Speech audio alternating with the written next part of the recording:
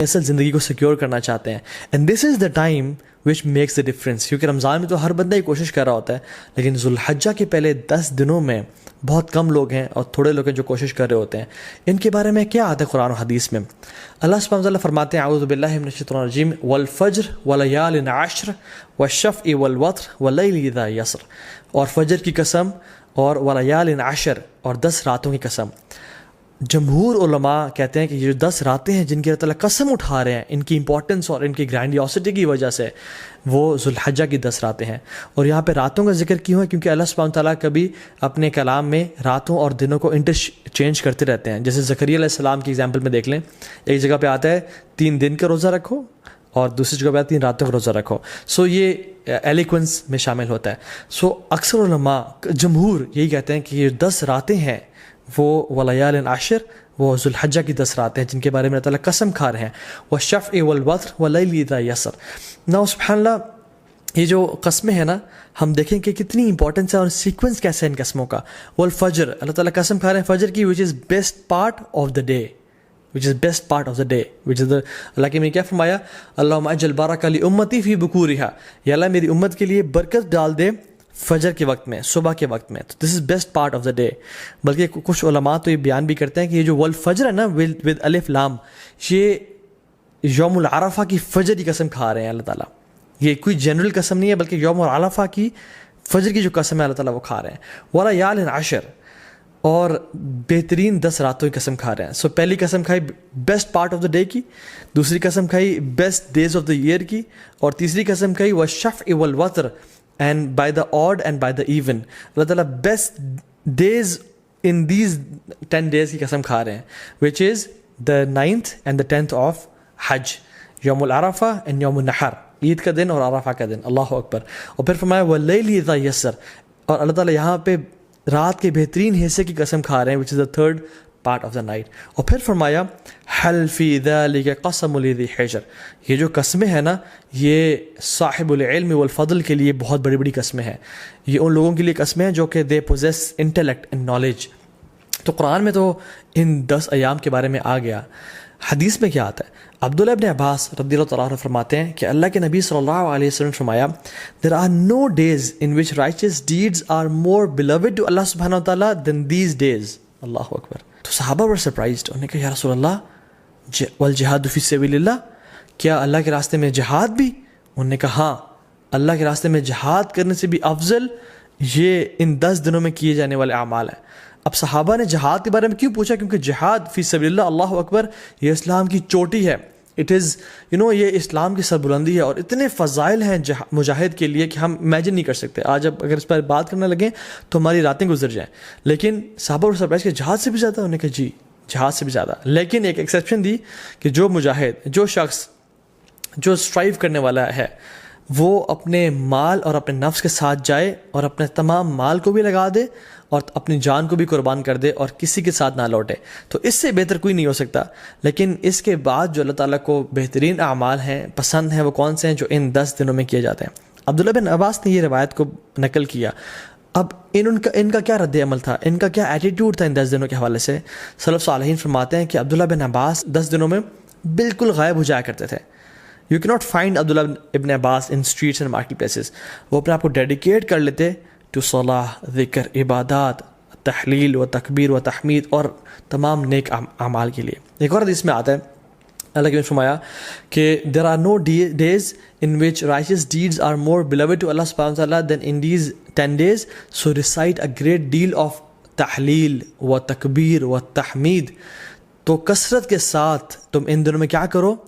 تحلیل لا الہ الا اللہ پڑھو، و تکبیر اللہ اکبر پڑھو، و تحمید الحمدللہ پڑھو، اینڈ آف کورس سبحان اللہ ایز ویل. تو کثرت کے ساتھ ان کا ذکر کرو.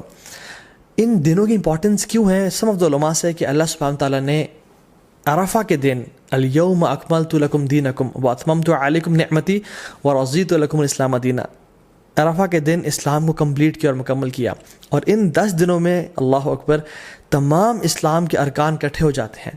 التوحید، شہادتین، لا الہ الا اللہ محمد رسول اللہ، جو شخص پڑھنا چاہے پڑھے، اور لبیک اللہم لبیک لبیک لا شریک لک لبیک، انسان اللہ کی توحید کا اقرار کر رہا ہوتا ہے. نمازیں پڑھ رہا ہوتا ہے, حج کر رہا ہوتا ہے, انسان چاہے تو زکوٰۃ دے سکتا ہے ان مہینوں میں اور روزے رکھ سکتا ہے. تو تمام ارکان اسلام ان 10 دنوں میں اکٹھے کر لیے جاتے ہیں.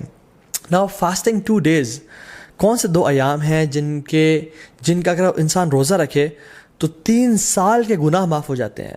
Yes you heard me right, 3 سال کے گناہ معاف ہو سکتے ہیں اگر ہم 2 دن کا روزہ رکھیں. حدیث میں کیا آتا ہے؟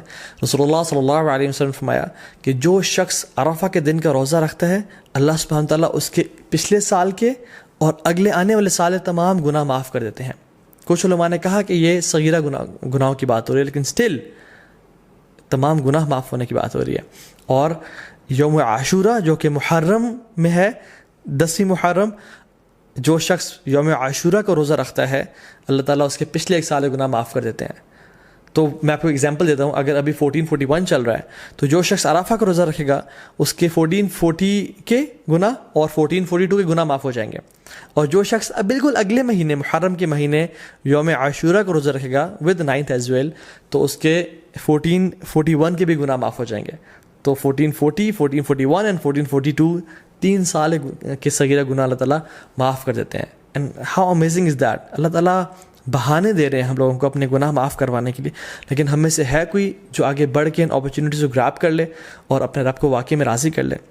حنیدہ بن خالد اپنی وائف سے فرماتے ہیں, اور ان کی وائف نے ام المؤمنین سے یہ روایت کی کہ اللہ کے نبی صلی اللہ علیہ وسلم صرف عرفہ کے دن کا روزہ نہیں رکھتے تھے بلکہ تمام 9 دنوں کا روزہ رکھا کرتے تھے. اور ان 9 دنوں کے علاوہ یوم عاشورہ کا دن جو کہ محرم میں ہے, 3 days of each month جو کہ ایام البیض بولتے ہیں, which is the white days. Why? Because 13, 14, 15 کے یہ ایام ہے جس میں جو سن ہے جو مون ہے وہ اپنے فل اپنے پینیکل پہ ہوتا ہے, اٹ از وائٹ, اور راتیں بھی روشنی کی طرح ہوتی ہیں. So it is the white days which is ایام بیض.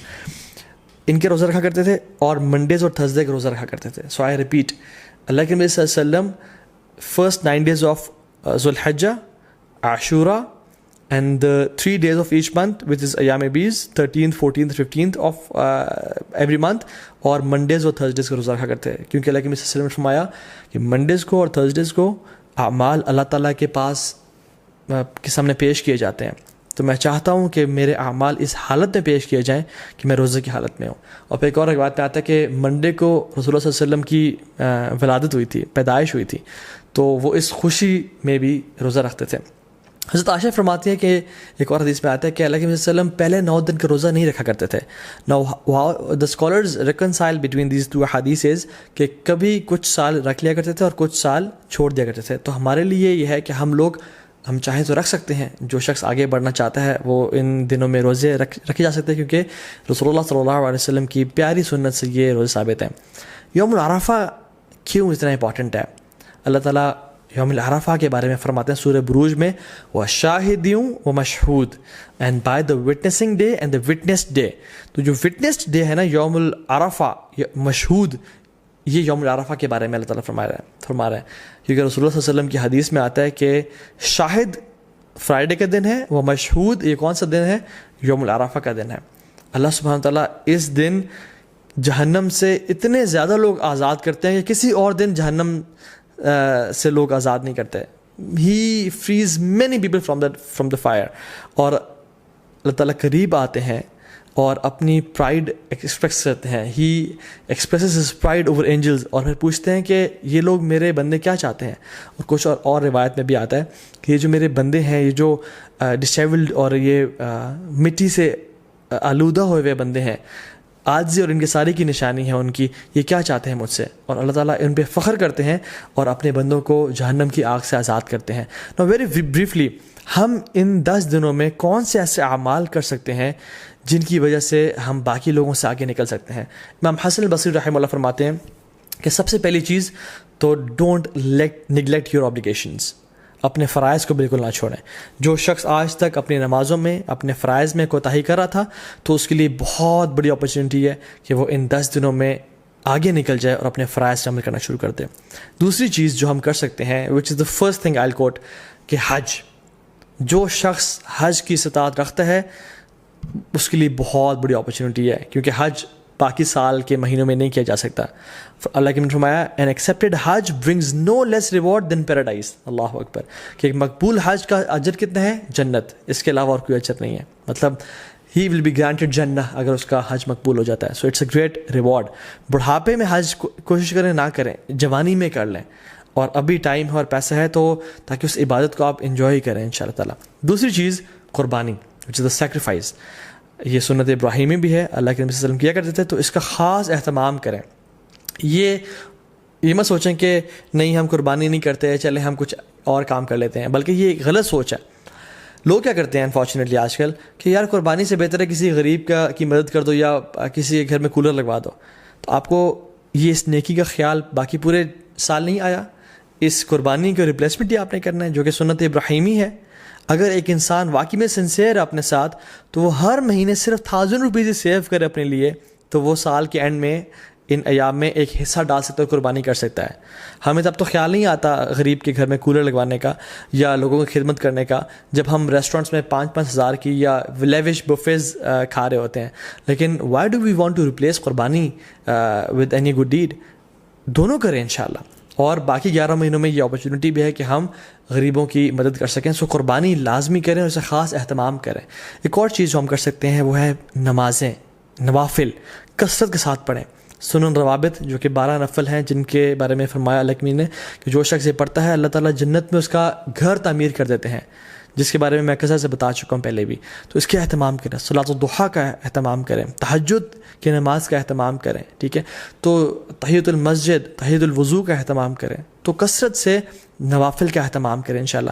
چوتھی چیز, قرآن کو پڑھیں اور تدبر کریں, کیونکہ سلف صالحین کہا کرتے تھے کہ there is no deed better than reading قرآن and pondering upon it.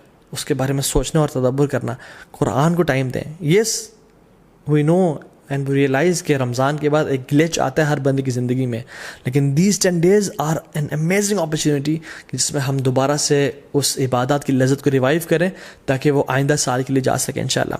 And remember اللہ سبحانہ وتعالیٰ, وچ از دا 5th point, کثرت سے التحلیل و تکبیر و تحمید, لا الہ الا اللہ, اللہ اکبر, سبحان اللہ, الحمدللہ, کثرت سے پڑھیں. اللہ اکبر, اللہ اکبر, اللہ اکبر, لا الہ الا اللہ, اللہ اکبر, اللہ اکبر, وللہ الحمد. کثرت سے اللہ تعالیٰ کا ذکر کریں, کیونکہ اللہ کی نے یہ ہمیں ڈیڈ حدیث میں سجیسٹ کیا کہ تم نے یہ کام کرنا ہے انشاءاللہ.